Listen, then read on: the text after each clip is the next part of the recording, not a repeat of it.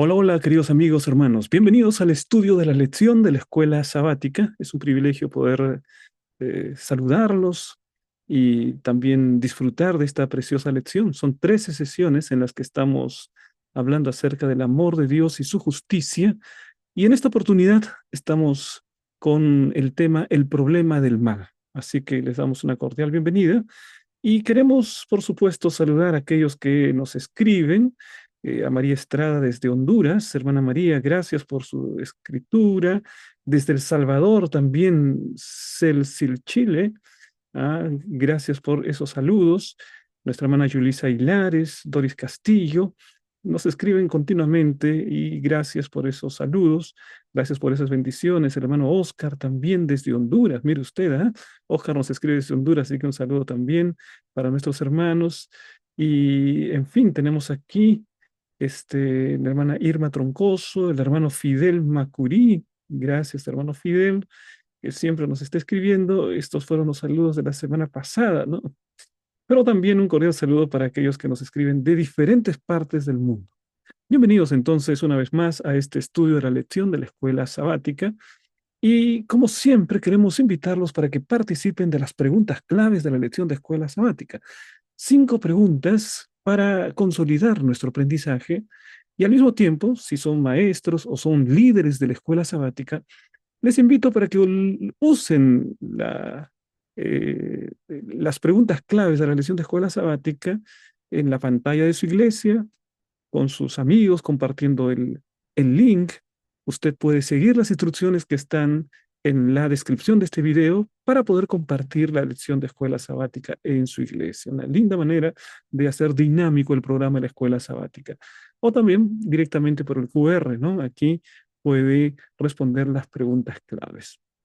Entonces, una vez más, bienvenidos al estudio de la lección. Vamos a dar inicio a esta interesante lección, pero vamos a empezar con una oración. Padre nuestro que estás en el cielo, santificado sea tu nombre. Gracias, Señor, por la linda oportunidad de estudiar tu palabra.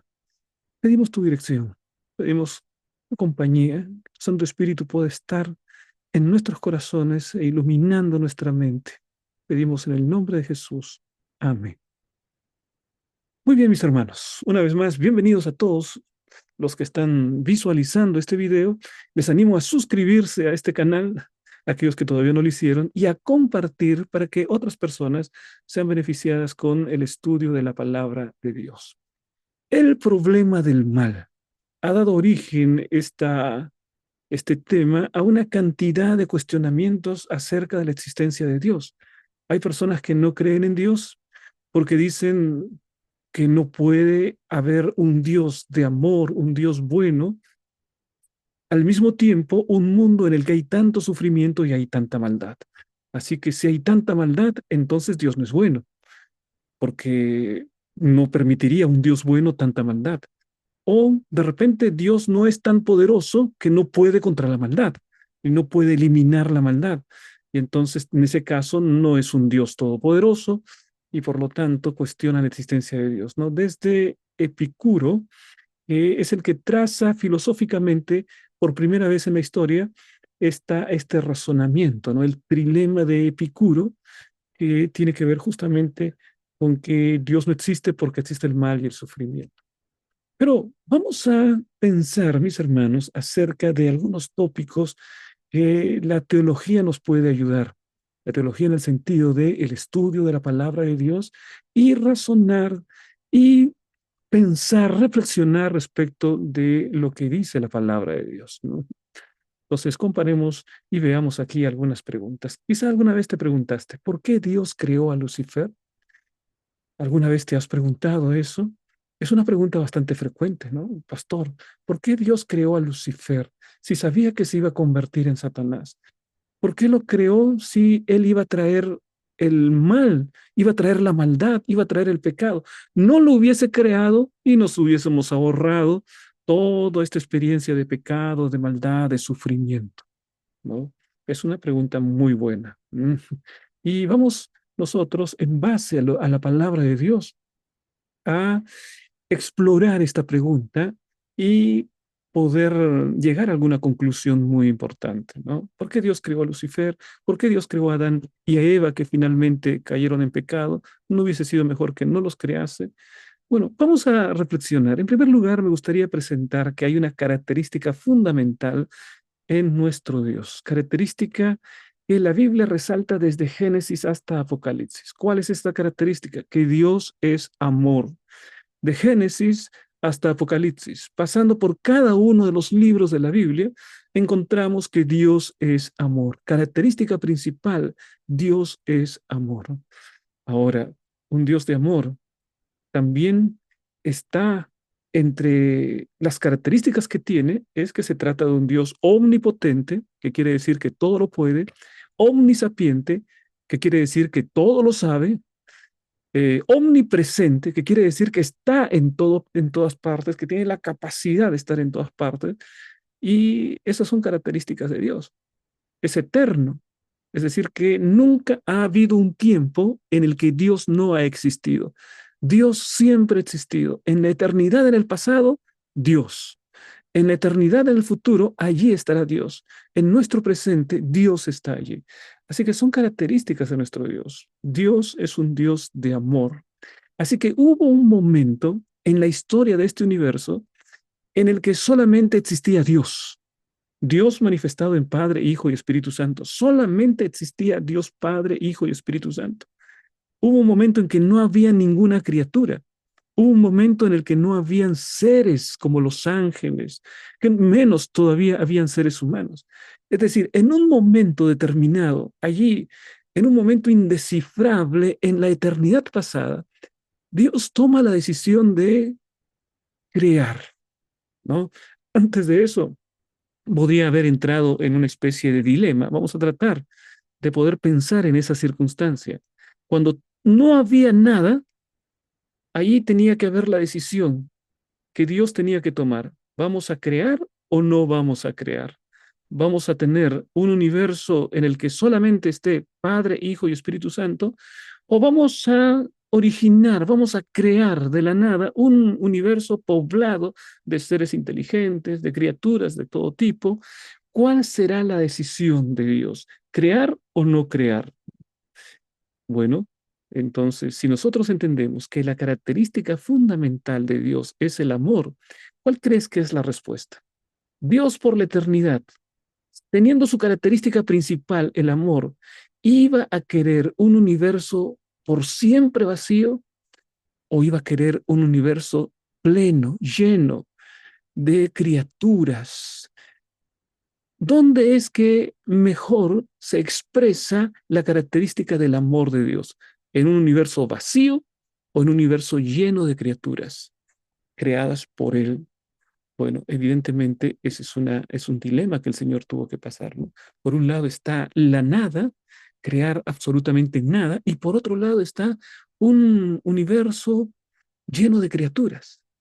Sin duda, por la característica principal de Dios, él se iría a inclinar, si Dios es amor, por un universo lleno de criaturas, ¿no? Porque el amor de Dios podría expresarse de mucho mejor manera en un universo lleno de criaturas antes que en un universo vacío o que en un universo apenas lleno de átomos, de electrones, de materia inerte, de materia que no piensa, ¿no? El Señor en ese momento, pensando en su naturaleza, en su propia naturaleza de amor, podemos concluir que Él decide crear un universo por su naturaleza de amor. Es decir, su amor, su propia naturaleza explica por qué Él decide que hayan cosas en lugar que no haya nada. Es la propia naturaleza de Dios la que le lleva a crear seres, seres inteligentes o seres menos racionales, ¿no? O de repente como los animales, pero cada uno conformando un color dentro de esa maravillosa acuarela que es la creación de nuestro Dios. Él pensó entonces en un lugar de un mundo vacío, mi amor lo que demanda, lo que quiere es un mundo o es un universo lleno de criaturas. Entonces allí tenemos la primera decisión y el Señor está deseoso de crear un universo lleno de criaturas que puedan compartir su amor y que puedan amarlo y que puedan recibir su amor. Esa es la característica de Dios. Pero podemos avanzar un poco más. Y ahora, una vez que el Señor decide tener criaturas en su universo, incluyendo las criaturas inteligentes, como los ángeles o más adelante los seres humanos, entonces ahí Dios también tuvo que tomar una decisión. Bueno, esas criaturas que yo voy a crear, ¿cómo las voy a crear? ¿Las voy a crear programadas para obedecer o las voy a crear libres? ¿Mm? Allí también hay una gran decisión. ¿Sabes por qué? Vamos a pensar un momento. Es una decisión muy importante, ¿no? ¿Por qué? Vamos a suponer que Dios está pensando, voy a crear criaturas que están programadas para obedecer, semejantes a los robots, ¿no? Que solamente obedecen las órdenes de los seres humanos y cumplen las órdenes de los seres humanos, o voy a crear criaturas inteligentes y criaturas con libertad para poder hacer sus propias decisiones. Bueno, y es una decisión difícil. ¿Saben por qué? Porque vamos a suponer que el Señor crease solamente criaturas programadas por obedecer, ¿no? En este caso podemos pensar en términos que nosotros conocemos ahora, en un mundo lleno de robots, porque los robots fundamentalmente están programados para obedecer las órdenes de sus programadores. Entonces, si ellos simplemente estaban programados para obedecer, si Dios creaba de esa manera, Él se iba a asegurar de que nunca el mal, el sufrimiento, la maldad existiese en el universo. Nunca. ¿Por qué? Porque seres estaban programados por obedecer. Y si están programados por obedecer, entonces nunca habrá mal, nunca habrá desobediencia. Programados por obedecer, todo perfecto, todo obediencia. No hay presencia de pecado, no hay maldad, no hay sufrimiento por las edades de las edades.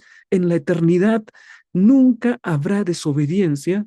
Por lo tanto, nosotros tenemos plenamente ausencia de mal. ¿Mm?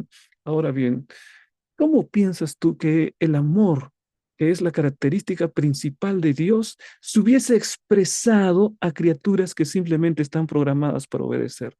Es posible que esas criaturas pudiesen amarlas, amar a Dios.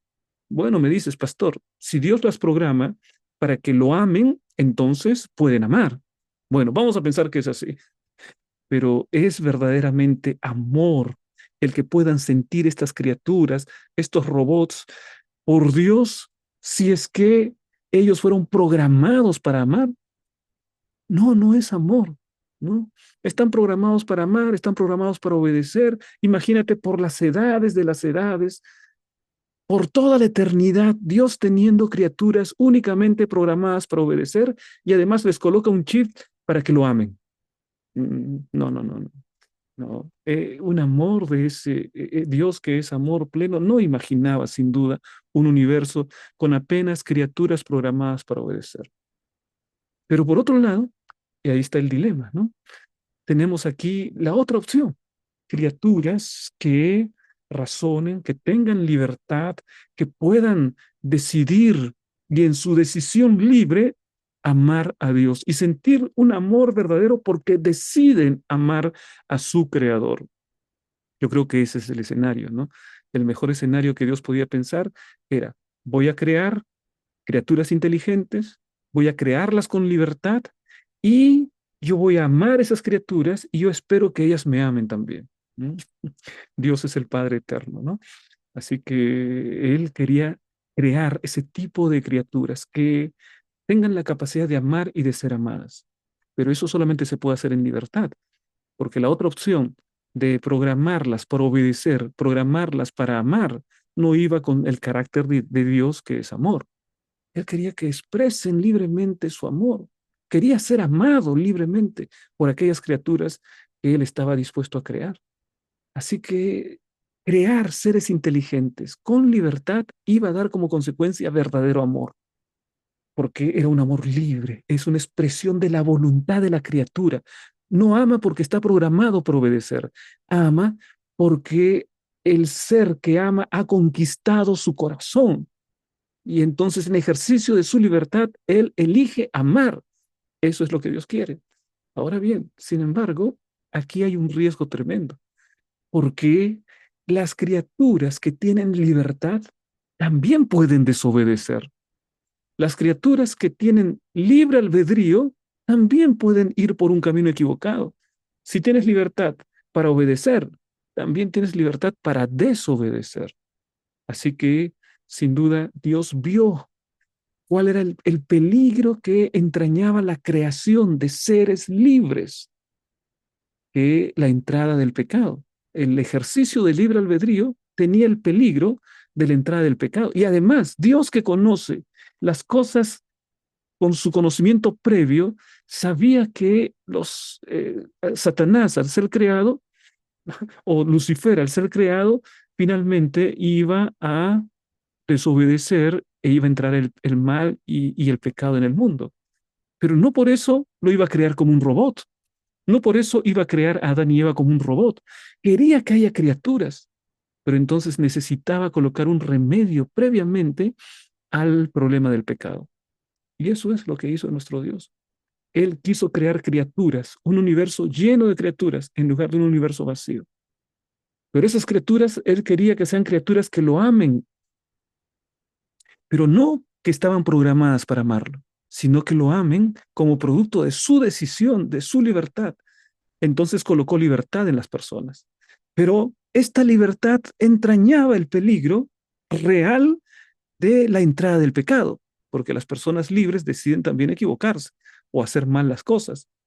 Pero entonces Dios dijo, voy a colocar una solución para el problema del pecado. Y entonces, una vez que haya creado criaturas libres, que hayan caído en el pecado y haya yo solucionado el problema del pecado, entonces, terminando la solución, habrá un universo lleno de criaturas que puedan amar y ser amadas por mí, ¿no? Él tenía que solucionar el problema del pecado para que después tenga el objetivo final de tener un universo lleno de criaturas libres que lo amen por su propia voluntad.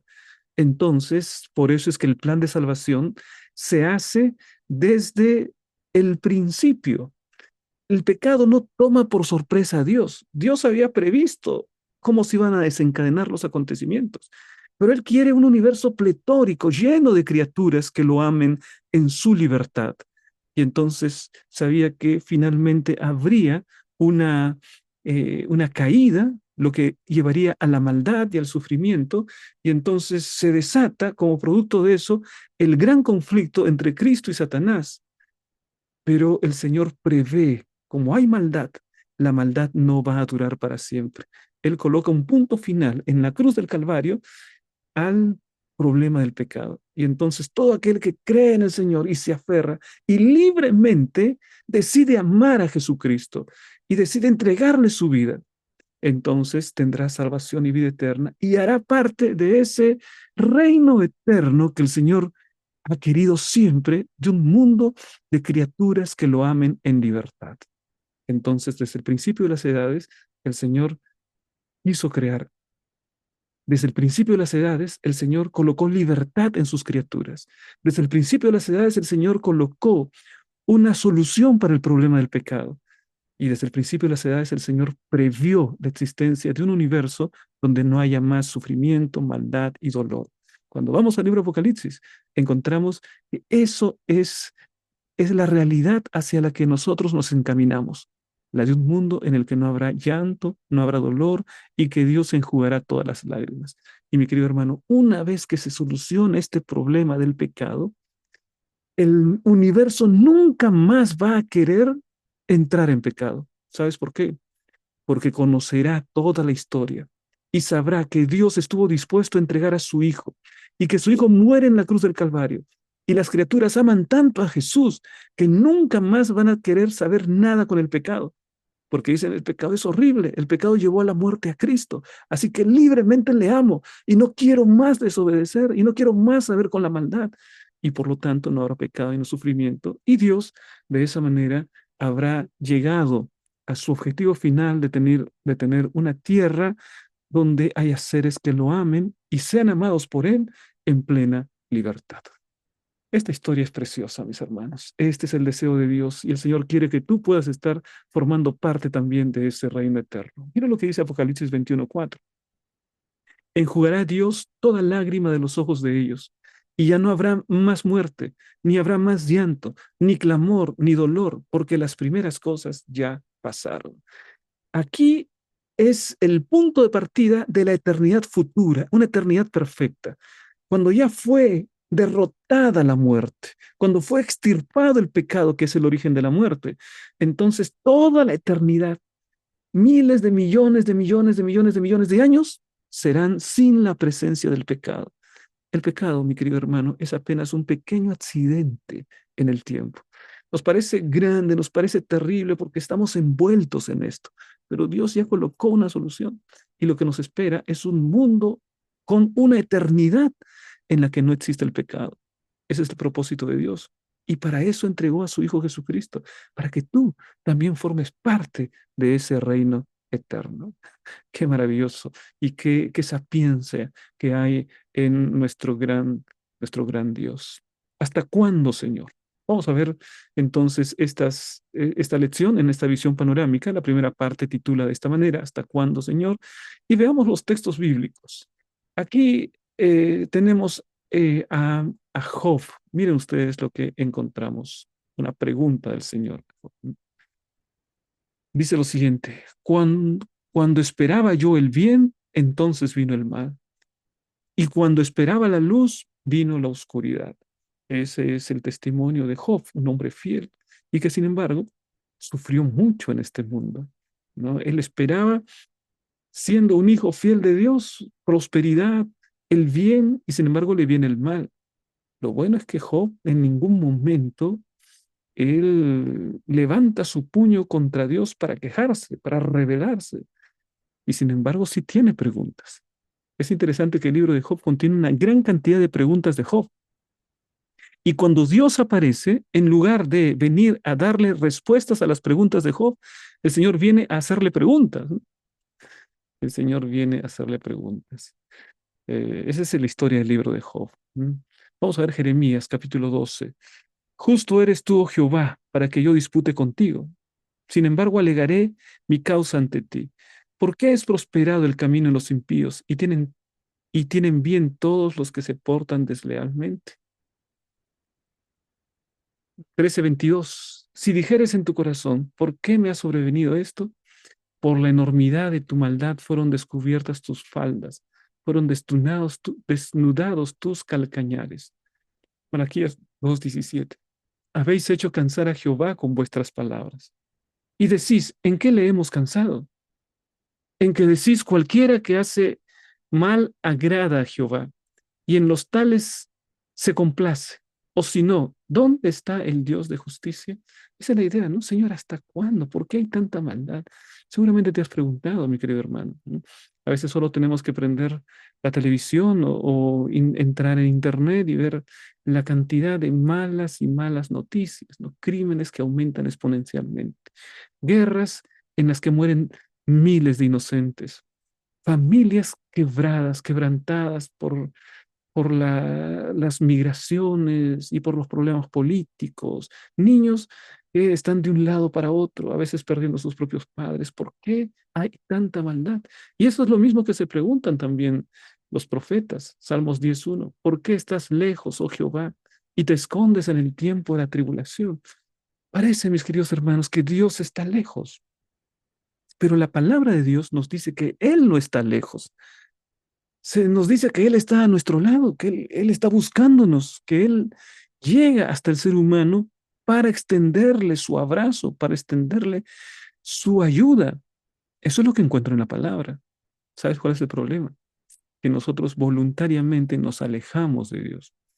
Y como nos alejamos de Dios, cuanto más nos alejamos de Dios, más se extiende la maldad y la violencia, y más se extiende la tristeza, la angustia en el ser humano. Así que la ausencia de Dios es la que agrava exponencialmente el problema de la maldad, el problema de la angustia. Y el ser humano quiere buscar la felicidad en otras fuentes. Y cuanto más se aleja de Dios, más infeliz es, más aumenta la violencia, más aumenta la desconfianza, la tristeza, ¿no?, entre los seres humanos. Pero incluso dice aquí hay una esperanza. Lo que Cristo hizo en la cruz significó la derrota de Satanás, el originador y la fuente del mal, y terminará finalmente con el mal. Aquí está una promesa maravillosa, mis hermanos. La promesa es que finalmente el Señor extirpará completamente el mal, terminará el mal. En la cruz ya Satanás ha sido derrotado.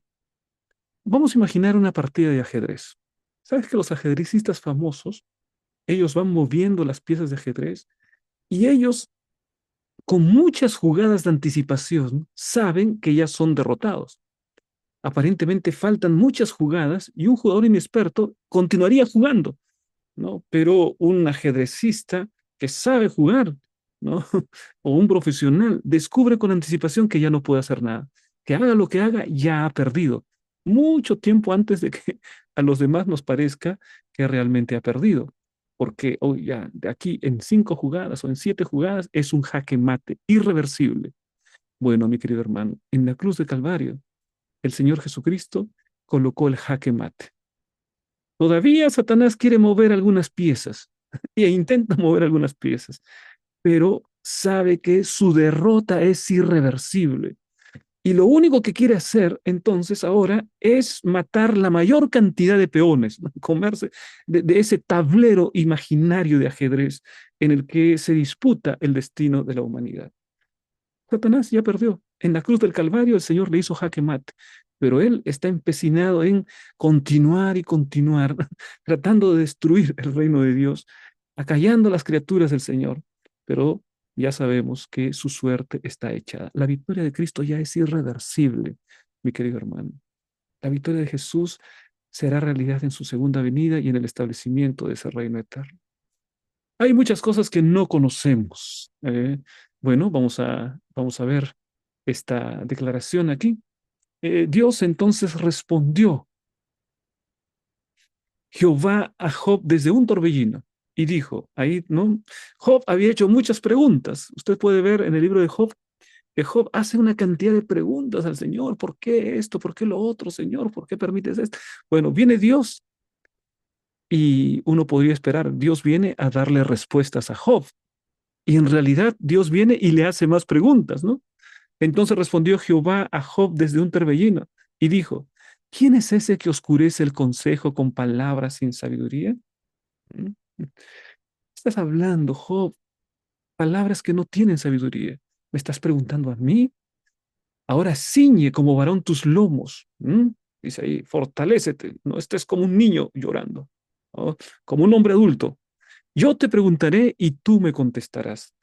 Es decir, Job hace tantas preguntas y Dios viene y en lugar de responder las preguntas de Job, lo que hace es hacerle preguntas a Job. Dios actúa de modos a veces contrarios a la lógica humana, ¿no?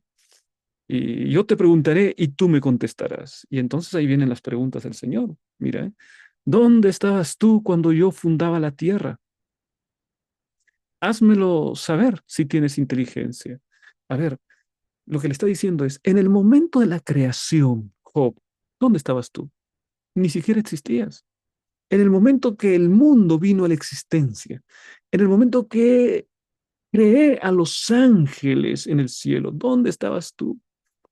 ¿Qué vas a entender las cosas que me pertenecen en mi sabiduría? Dice el Señor, ¿no? Házmelo saber. ¿Tú puedes decirme algo de eso? Ya que quieres hacerme tantas preguntas, yo te pregunto, a ver, ¿tienes el derecho realmente de cuestionar mis decisiones? Si yo tomo una decisión, tengo mis razones, Job. No me vengas a pedir explicaciones. Yo creé todas las cosas.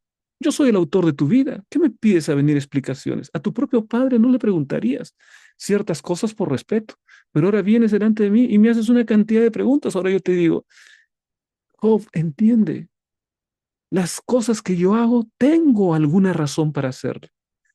No necesito explicarte lo que yo tengo que hacer en mi soberana voluntad. Eso es lo que Dios le está diciendo. ¿Qué más dice allí? ¿Quién ordenó sus medidas de la tierra, no? Si lo sabes. A ver, ¿quién colocó las medidas de la tierra? ¿Cuánto es la circunferencia del planeta? ¿No? ¿Cuánto es el perímetro?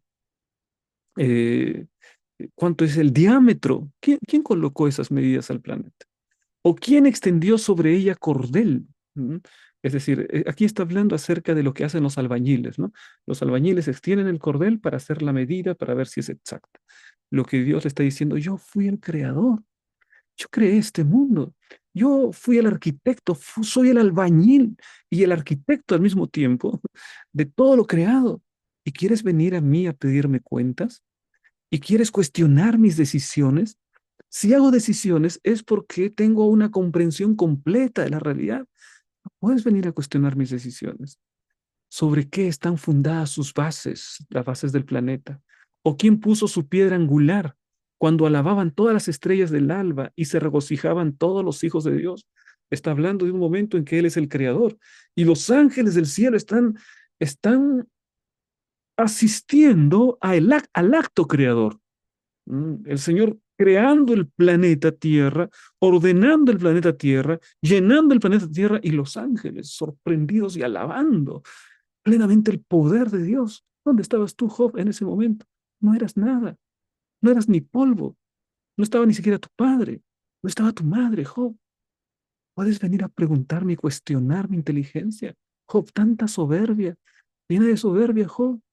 Simplemente, Job, tienes que entender que hay cosas que escapan a tu propia inteligencia y que en algún momento puedo explicártelas, pero tienes que aceptar el curso de los acontecimientos entendiendo que yo soy Jehová y que obro de acuerdo a mi voluntad y al conocimiento pleno de las cosas. Confía, Job, confía en las decisiones que estoy tomando. Job 42:3. ¿Quién es el que oscurece el consejo? Sin entendimiento. Por tanto, yo hablaba lo que no entendía, cosas demasiado maravillosas para mí que yo no comprendía. Bueno, ¿qué es lo que está diciendo Job aquí? Después del capítulo 38 y todas las preguntas que Dios le tiene y le habla a Job y cuestiona que él esté pidiendo explicaciones a Dios acerca de sus determinaciones, ¿no? Tú simplemente acepta, Job. Entiende que yo conozco el fin desde el principio y sé cómo se tienen que encaminar las cosas, porque Dios tiene un plan y el plan de Dios es extirpar el pecado y el plan de Dios es tener un universo pleno de armonía y alegría. Pero eso es un plan que se va desarrollando y en ese plan está la guerra, el gran conflicto. Y en el medio del gran conflicto, Dios está llevando al universo y al mundo hacia el triunfo total contra el mal.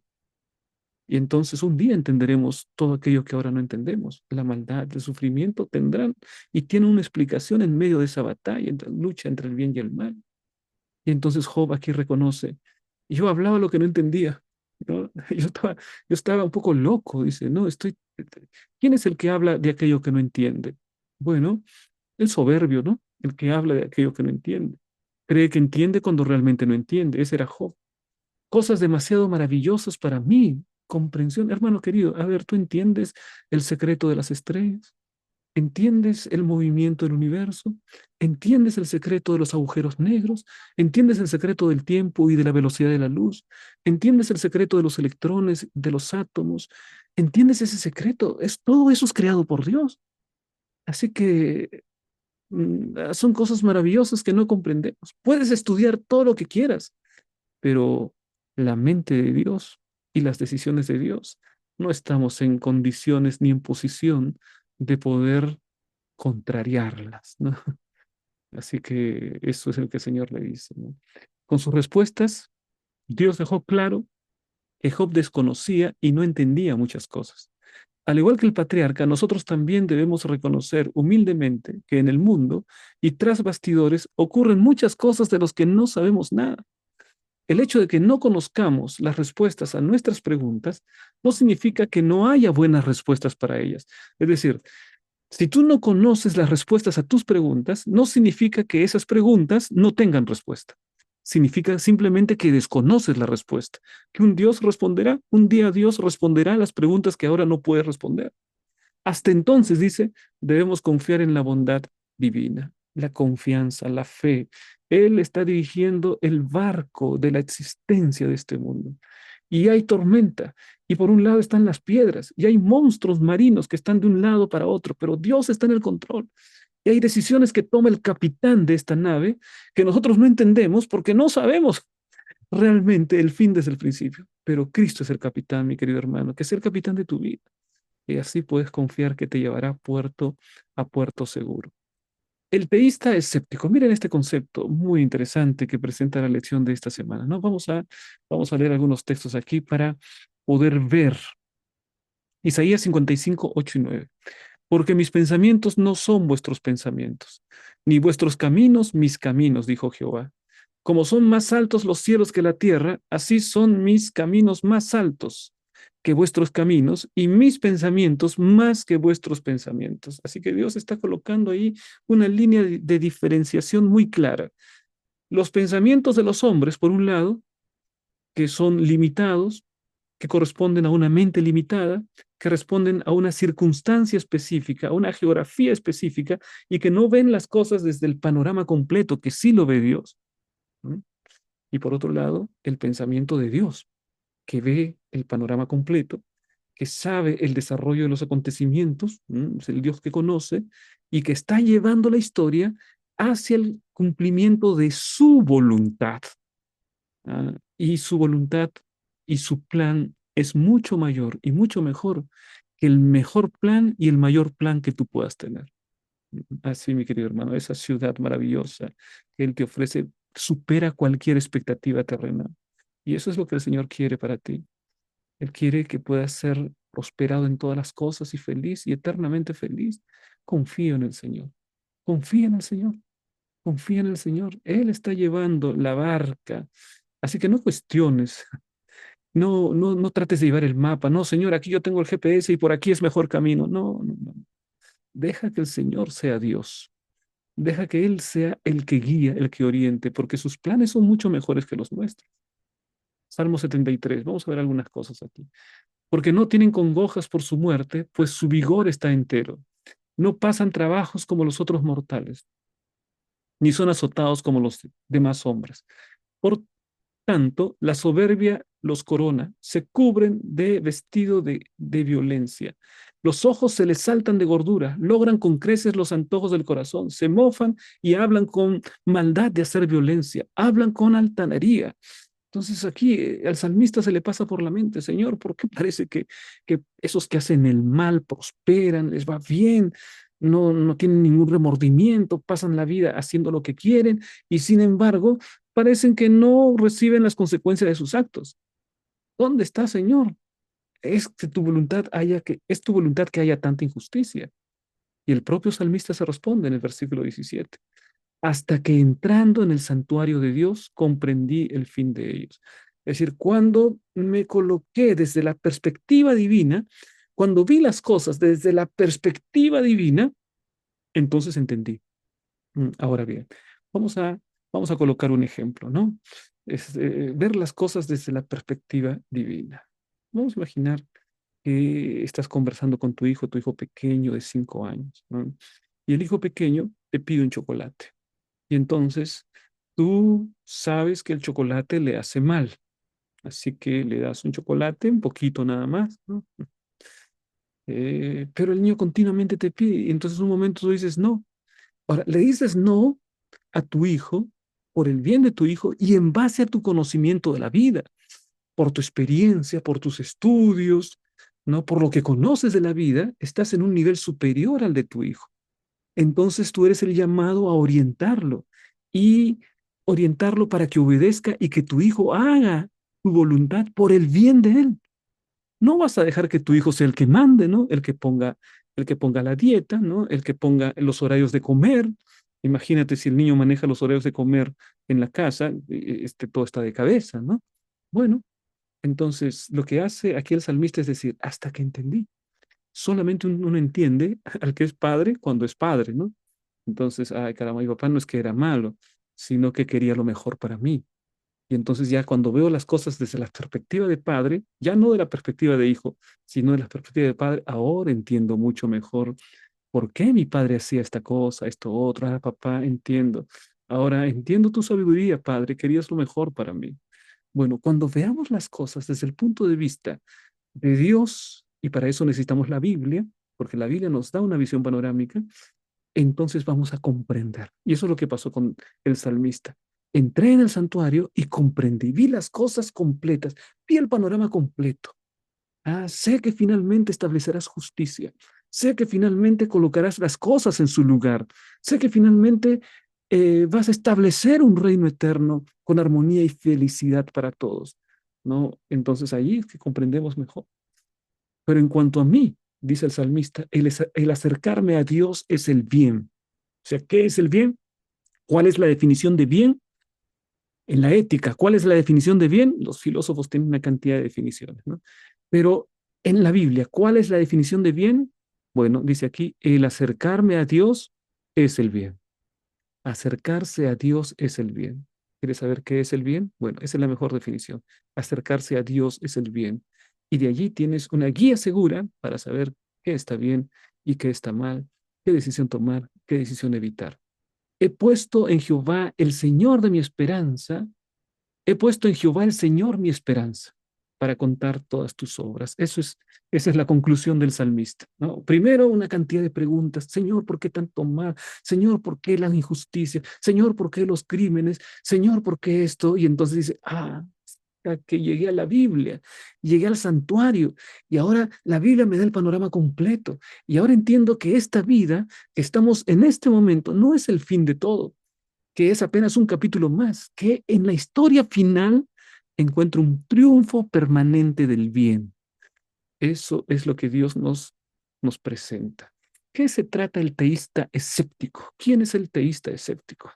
Bueno, la lección titula El teísta escéptico. Parece que es un oxímoron, ¿no? ¿Qué es un oxímoron? Una frase contradictoria. Es decir, por ejemplo, cuando yo digo eh, bueno, pues, vamos a imaginar, ¿no? Una graciosa torpeza. La torpeza no es graciosa, ¿no? Y eso son dos palabras que son aparentemente opuestas, ¿no? O como decir un tonto brillante. Eso es un oxímoron. Bueno, teísta escéptico es un oxímoron también. ¿Qué significa el teísta? El teísta significa el que cree en Dios, el que cree en un Dios personal incluso, a diferencia del deísta, ¿no? El teísta es el que cree en un Dios personal. Entonces tú y yo somos teístas, pero escépticos. ¿Cómo es esto de que escépticos? ¿Cómo es el teísta? Escéptico está relacionado con el que desconoce, el que duda, el que no sabe, ¿no? ¿Cómo puede ser un teísta que cree en Dios al mismo tiempo un escéptico? Bueno, este concepto significa lo siguiente, que nosotros podemos creer en Dios y al mismo tiempo desconocer muchas cosas relacionadas con Dios y seguir confiando en Él. Ese es el teísta escéptico. ¿Mm? Aparentemente una contradicción, teísta escéptico, ¿no? Pero en el desarrollo de la lección entendemos plenamente cuál es el significado de esta frase, ¿no? El salmista estaba profundamente preocupado por la maldad existente en el mundo. Miraba a su alrededor y veía prosperar a los malvados. Todo le parecía injusto. No tenía respuestas para ellos. Se preguntaba si valía la pena creer y servir a Dios, hasta que entró en el santuario, que proporciona parte de la clave para el problema del mal, ya que allí hay un juez justo que ejecutará juicio y hará justicia a su debido tiempo. El santuario nos habla acerca de un juicio en el que todos compareceremos delante del tribunal de Cristo. Es decir, cada quien tendrá que dar cuenta de sus propios actos. Mi querido hermano, esta es una, eh, una comprensión solemne. ¿Mm? Tú y yo tendremos que dar cuenta de nuestros actos delante del Señor, hasta lo que está escondido, ¿no? Eso es lo que nos presenta la Biblia. Vamos a ver aquí una defensa del libre albedrío. Ya hablamos acerca del libre albedrío al iniciar, ¿no?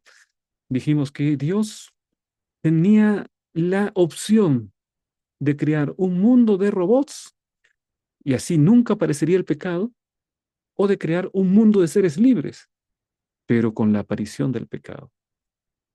Pero la naturaleza de amor de Dios le hizo optar por crear un mundo de seres libres, aún con la aparición del pecado, porque Él da la solución al problema del pecado a través del plan de salvación. Y entonces después, por la eternidad de la eternidad, habrá un mundo de seres libres que lo amen en ejercicio de su libertad, ¿no? Y que sean amados por Dios en ejercicio de su libertad también. Génesis 2, 16 y 17. Dice allí, y mandó Jehová Dios al hombre diciendo, de todo árbol del huerto podrás comer, mas del árbol de la ciencia del bien y del mal no comerás, porque el día que de él comieres ciertamente morirás. Mira ustedes, esta palabra incluye la idea de que el ser humano podía decidir entre comer y no comer. O sea, la decisión estaba en Adán y Eva. Ellos podían decidir comer y desobedecer a Dios o podrían decidir no comer y obedecer a Dios, ¿no? Entonces, o sea, había libertad. Dios le dio la opción de poder elegir. Tenían libre albedrío. Mira, en Deuteronomio 7:12, por haber oído estos decretos y haberlos guardado y puesto por obra, Jehová tu Dios guardará contigo el pacto y la misericordia que juró a tus padres. Es lo que dice el Señor. Dice, tú has oído y decidiste obedecer y decidiste colocarlos por obra. Como decidiste eso, entonces yo también voy a guardar mi pacto. Ah, ahí está la libertad. Tenían que decidir obedecer. Vamos a Josué capítulo 24, versículo 15. Josué, en su discurso final, dice, y si mal os parece servir a Jehová, escogeos hoy a quién sirváis, si a los dioses a quienes sirvieron vuestros padres cuando estuvieron al otro lado del río, o a los dioses de los amorreos en cuya tierra habitáis. Pero yo y mi casa serviremos a Jehová. La decisión. Miren, ustedes tendrán que decidir si sirven a los dioses ajenos o sirven al Dios verdadero. En mi caso ya tomé la decisión, dice Josué, y nada ni nadie podrá cambiar mi decisión. Yo y mi casa serviremos a Jehová. Qué linda decisión, ¿no? ¿Será que tendremos nosotros también la misma decisión? Yo quiero decirle, Señor, yo y mi casa te serviremos. Ayúdame para que esto sea realidad, Señor, porque mis propósitos son así, pero cuántas veces esta naturaleza humana pecaminosa me lleva por caminos diferentes. Ten piedad de mí, Señor. Salmos 81:11. Pero mi pueblo no oyó mi voz, e Israel no me quiso a mí. El pueblo podía oír la voz de Dios y podía no oír la voz de Dios. Decidió no oír la voz de Dios. El Israel podía decidir querer a Dios o podía decidir no querer a Dios. Israel no quiso a Dios, dice, o sea, ahí está la libertad. Podía obedecer o desobedecer, podía oír o no oír, podía querer o no querer. Ahí está la libertad en la decisión de Josué. Yo y mi casa serviremos, yo decido junto con mi familia servir al Señor. Decisión. Por lo tanto, hay libre albedrío, porque puedes elegir cuál será finalmente el destino de tu vida. ¿Mm? La realidad del libre albedrío moral resulta evidente a lo largo de la Escritura. Nosotros mismos ejercemos cada día y en un grado u otro libre albedrío que nos ha concedido nuestro Creador. No seríamos humanos si no tuviéramos libre albedrío. Sin este nos pareceríamos más a una máquina o robot. Exactamente, ¿no? Lo que vamos, felizmente, querido hermano, que Dios te ha dado libertad, ¿no? Libre para amar. Mira esta declaración, amor y maldad. Romanos capítulo 8, versículo 18. Pues tengo por cierto que las aflicciones del tiempo presente, es decir, la maldad que ahora enfrentamos, no son comparables con la gloria venidera que en nosotros ha de manifestarse. La gloria que es producto del amor de Dios, ¿no? Eso que ha de manifestarse es producto de la gracia de Dios. Serás salvo por la gracia. Estarás en la ciudad por la gracia.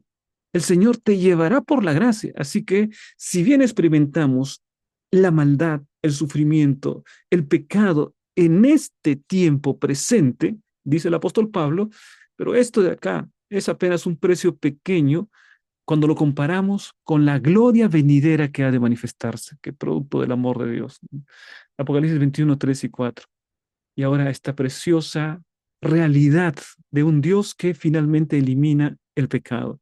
Y oí una gran voz del cielo que decía, he aquí el tabernáculo de Dios con los hombres, y Él morará con ellos, y ellos serán su pueblo, y Dios mismo estará con ellos como su Dios. Enjugará Dios toda lágrima de los ojos de ellos, y ya no habrá muerte, ni habrá más llanto, ni clamor, ni dolor, porque las primeras cosas pasaron. Un mundo sin pecado. 4 capítulos en la Biblia nos describen un mundo sin pecado. Génesis 1 y 2 es un mundo sin pecado. Ahí encuentras el plan original de Dios. Apocalipsis 21 y 22 es un mundo sin pecado también, la consumación. Entre esos 4 capítulos, los 2 primeros de Génesis y los 2 últimos de Apocalipsis, ahí se desarrolla todo el drama de la historia humana. Ahí está el desarrollo del plan de la salvación. Ahí está la caída del pecado, pero también está la gracia de Dios para restaurarnos y volver a la perfección original con que fuimos creados cuando el Señor se manifieste. ¿No? Sin libre albedrío no podría haber amor. Sin libertad no hay amor. ¿Mm? Y si Dios es amor, entonces parece claro que no es realmente una opción para Dios negar el amor o la libertad necesaria para que éste exista. Dios es amor, no puede crearnos como robots. Dios es amor, tiene que crearnos con libertad para que realmente el amor exista. Si nos crea como robot, el amor es imposible, porque estaríamos programados para obedecer y ahí no hay amor. Cabría también suponer que si conociéramos como Dios el fin desde el principio, no querríamos que se deshiciera de nuestra libertad. Después de todo, ¿quién querría vivir en un universo sin amor? La naturaleza de Dios, que es amor, no encaja en un universo sin libertad, porque sería un universo sin amor. Pero un universo con libertad tiene la terrible posibilidad del pecado y efectivamente eso sucedió. Por eso es que Dios anticipa el plan de salvación por el pecado, para que una vez solucionado, tengamos un universo como Él quiere, lleno de amor, con criaturas que lo amen en libertad. Vamos a esta pregunta de aplicación. ¿Por qué es tan importante reconocer que la gloria de Dios está ligada con su bondad? ¿Cómo corrige esto una teología de gloria divina que enfatiza solo el poder sin destacar simultáneamente el amor y el carácter de Dios? No podemos amar verdaderamente si es que Dios no hubiese colocado la libertad en nuestra vida. Dios colocó la libertad, por eso podemos amar. Mi querido hermano, si alguien está obligado a casarse, ¿va a ser un matrimonio feliz? Bueno, me casé porque me obligaron. Terrible, ¿no? Bueno, podemos decidir. Y el amor es fruto de la libertad. Hubo un tiempo en el que no se podía, ¿no? Hubo un tiempo en que los padres decidían, pero ahora podemos decidir con quién vas a construir tu vida. Eres libre para decidir. ¿Mm? Y así también Dios nos ha dado libertad para poder amarlo. Vamos, mis hermanos, a la última parte donde encontramos las siguientes preguntas, las preguntas claves en el QR que estamos compartiendo ahora. Les invito para que puedan entrar y responder 5 preguntas claves de la lección de escuela sabática. 5 preguntas para consolidar el aprendizaje. Y además, que puedan usarlo también, en la descripción del video se indica, en la escuela sabática, si eres maestro, si eres director de escuela sabática. De esta manera, mis hermanos, llegamos al final de la lección, no sin antes saludar a aquellos que participaron en nuestras preguntas, Mimi, Cecia y CM, encabezando las respuestas correctas. Felicitaciones a todos ellos. Vamos también a pedirles que puedan visualizar otros materiales que tenemos en este canal, seminarios para líderes de grupos pequeños, temas proféticos, temas doctrinales para afirmar nuestra fe. Y un saludo una vez más para aquellos que nos escriben de diferentes partes de Latinoamérica, de Europa, de África incluso también. Un gran saludo para todos ellos. Bien, mis hermanos, de esta manera llegamos a la parte final y quién sabe, podemos colocar una un agradecimiento al Señor. Señor, gracias por crearme con libertad y decido amarte con todo mi corazón. En ejercicio de mi libertad, decido amarte con todo el corazón. Creo que es una bonita decisión que podemos tomar y escribir en los comentarios en Facebook o en YouTube. Que Dios nos bendiga. Vamos a orar. Padre nuestro que estás en el cielo, gracias Señor por el estudio de tu palabra en esta hora. Gracias por compartir también las preciosas lecciones acerca de tu naturaleza de amor y de gracia para con nosotros. Nos entregamos en tus brazos de amor. En el nombre de Jesús. Amén. De esta manera, mis hermanos, nos despedimos hasta la próxima semana. Un gran abrazo y que Dios les bendiga.